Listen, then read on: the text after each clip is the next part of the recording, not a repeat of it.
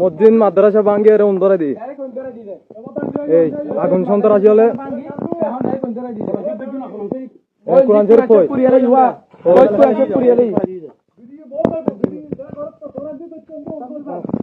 জমাত এরা যুদ্ধে আইয়া এই মাদ্রাসা গুলো ভাঙ্গি ফেলছে শুরুর মতো আইয়া ভাঙ্গিয়া আবার মাদ্রাসাতে আগুন লাগাই দিছে, কোরআন শরীফে আগুন লাগাই দিছে, আবার গুলিও করছে।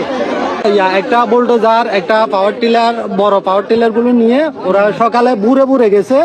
কি আমাদের লোকজন তো নাই ওইখানে। ওরা বলতে কারা? ওই যে ফরেস্টার গেছে, ফরেস্টারের সাথে আমার শিবিরের লোক গেছে, তারপর আবার পুলিশও গেছে, টিএনও গেছে।